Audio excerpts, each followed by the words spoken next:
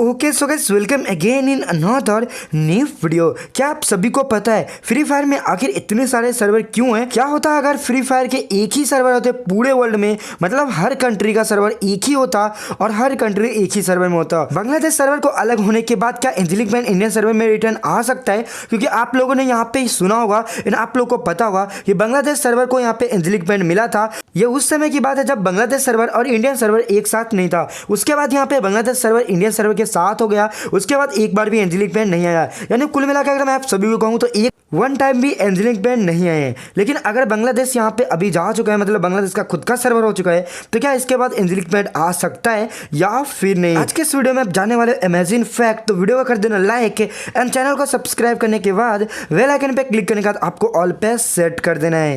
Fact number 5, क्या आपने कभी सोचा है कि आखिर यहाँ पे इतने सारे सर्वर क्यों हैं और यहाँ पे एक ही सर्वर होता पूरे वर्ल्ड में तो आखिर क्या होता?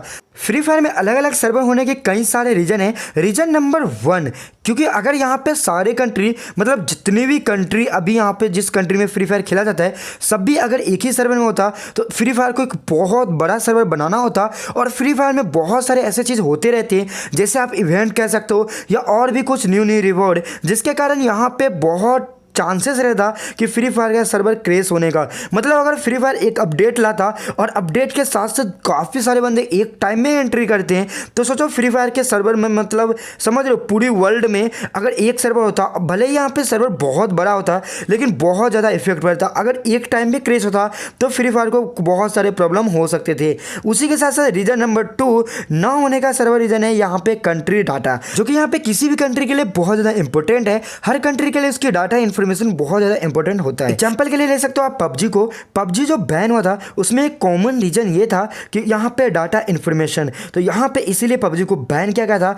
रीजन नंबर 3, अलग अलग कंट्री के अलग अलग कल्चर होते हैं और उसी के साथ साथ उसके अलग अलग लैंग्वेज होते हैं, तो गरेना को बहुत ज़्यादा आसान होता है इवेंट देने में, या बहुत चीज़ ऐसे इवेंट होते हैं जो फेस्टिवल इवेंट होते हैं या फिर अलग अलग इवेंट होते हैं, फिर अलग अलग कल्चर पे इवेंट होते हैं, अलग अलग लैंग्वेज होते हैं। तो यहाँ पे सेपरेट यहाँ पे सर्वर बांटने में, उसको यहाँ पे किसी भी कंट्री को सर्वर को हैंडल करने में बहुत आसानी होता है। ऐसा ही यहाँ पे बहुत सारे रीजन है। अगर मैं आप सभी को और भी रीज़न बताने लगूँ, मतलब जितने रीजन है उतने बताने लगूँ, तो भाई वीडियो हो जाएगा बहुत ज़्यादा लंबे एंड आप कहोगे भाई मतलब बोरिंग वीडियो बना दिया, समझ रहे हो। Top fact number 4, free fire ने बांग्लादेश सर्वर को अलग क्यों किया और उसका पर्सनल सर्वर आखिर क्यों बना? अगर ये क्वेश्चन आपके दिमाग में तो आप बहुत सब कुछ सोचते होंगे, लेकिन यहाँ पे तो इसका सबसे बड़ा रीजन ये है कि यहाँ पे देखो फ्री फायर किसी भी सर्वर को बिल्ड क्यों करता है, मतलब उसको अलग एक सर्वर बनाने की जरूरत क्यों पड़ता है। इसके बहुत सारे रीजन हो सकते हैं, लेकिन यहाँ पे जो नॉर्मली यहाँ पे फ्री फायर आखिर अलग अलग सर्वर क्यों बना देता है अलग अलग कंट्री के लिए, उसका तो अगर फ्री फायर के यहाँ पे, मतलब फ्री फायर के दिमाग से देखोगे तो उसका सीन ये है कि फ्री फायर किसी भी कंट्री में बहुत सारे ऑडियंस जैसे देखता है उसका एक पर्सनल सर्वर बना देता है।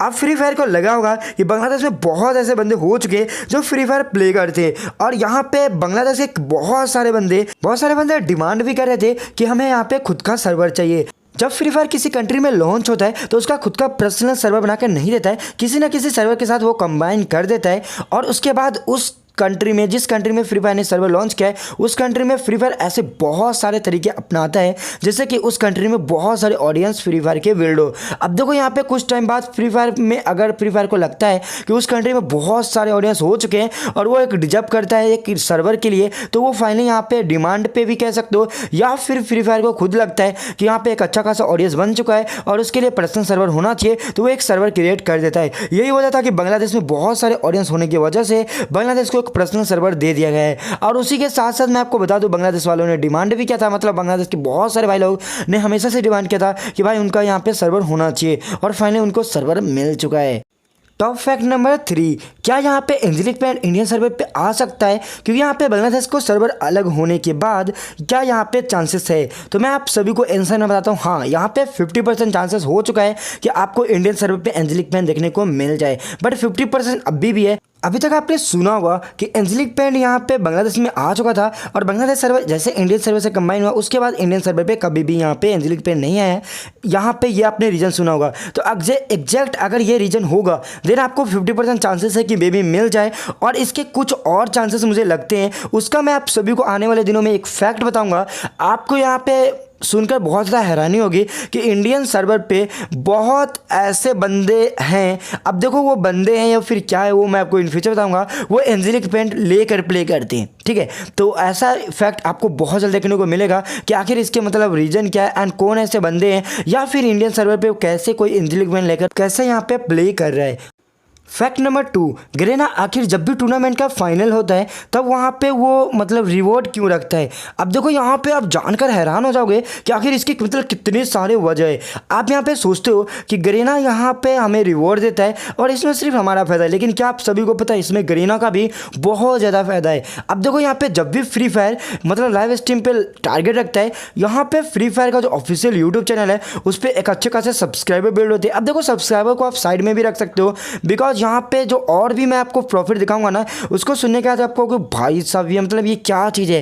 देखो सबसे पहले गरीना का फायदा यहाँ पे मैं आपको बताता हूँ। गरीना का फायदा यहाँ पे होता है सबसे पहले free fire India official YouTube channel पे काफ़ी सारे सब्सक्राइबर बिल्ड होते हैं और एक बड़ा कम्युनिटी बनता है। ये हो गया सिंपल फायदा। उसके बाद यहाँ पे देखो फ्री फायर ई स्पोर्ट इंडिया जो होता है वहाँ पे एक बहुत ज़्यादा बिल्ड करता है और किसी भी गेम में उसका ई स्पोर्ट एकदम अच्छा बिल्ड करे तो भाई यहाँ पे किसी भी गेम को यही चाहिए। तो यहाँ पे गरीना फ्री फायर के मतलब रिवॉर्ड रखता है, इसके कारण काफ़ी सारे बंदे यहाँ पे जाते हैं ई स्पोर्ट देखने और उसका ई स्पोर्ट में इंटरेस्ट भी बढ़ता है। तो इससे यहाँ पे गरीना को काफ़ी सारे फायदे होते हैं। गरीना का एक अच्छा खासा रिकॉर्ड भी बनता है, बहुत सारे माइलस्टोन बनते हैं और एक अच्छा खासा वॉचिंग मिलता है जो कि हर गेम नहीं ले सकता। एंड इससे गरीना का रैंकिंग भी अप होता है और बहुत ज़्यादा ही प्रॉफिट होते हैं। बाकी अगर बात करें तो ऑडियंस के जो यहाँ पे लाइव स्ट्रीम देखने जाते हैं उसके क्या प्रॉफिट है, तो उनको तो रिवॉर्ड भी मिलता है और उन्हें नॉलेज भी मिलता है। मतलब वहाँ पे वो सीख सकते हैं कि ई स्पोर्ट प्लेयर मतलब कैसे खेलते हैं और उनको क्या क्या टेक्निक मतलब इम्प्रूव करनी चाहिए। तो यहाँ पे कुल मिला के सीन ये है कि दोनों का फ़ायदा है, गरीना यहाँ का भी फ़ायदा है और उसके मतलब जो ऑडियंस जो वॉचिंग करते हैं उनके भी फ़ायदे हैं। टॉप फैक्ट नंबर 1, बांग्लादेश के सर्वर बनने के बाद यहाँ पे काफ़ी सारे नेपाल के बंदे यहाँ पे उनके दिमाग में एक ही चीज़ चला होगा, क्या हमें नेपाल का सर्वर कभी मिलेगा या फिर नहीं। तो मैं आपको उनका यहाँ पे डाउट क्लियर कर देता हूँ। जब भी यहाँ पे गरीना फ्री फायर को लगा कि भाई नेपाल का एक सेपरेट मतलब अलग सर्वर होना चाहिए, यहाँ पे इन फ्यूचर यहाँ पे नेपाल का भी सर्वर बन जाएगा, लेकिन नेपाल के उस कम्युनिटी उस तरह यहाँ पे गरीना फ्री फायर को लगना भी चाहिए कि एक अच्छा खासा यहाँ पे वहाँ पे ऑडियंस बिल्ड हो चुका है। और यहाँ पे आपको पता है नेपाल के काफ़ी सारे बंदे डिमांड भी कर रहे हैं, तो इन फ्यूचर में भी यहाँ पे नेपाल के खुद के सर्वर हो सकते हैं। तो ये 5 ऐसे फैक्ट थे जो इन फ्यूचर हो सकता है या हो चुके हैं। वीडियो पसंद आने पे वीडियो को लाइक कर दो, शेयर कर दो अपने सभी दोस्तों के साथ। तब तक के लिए good bye and take care.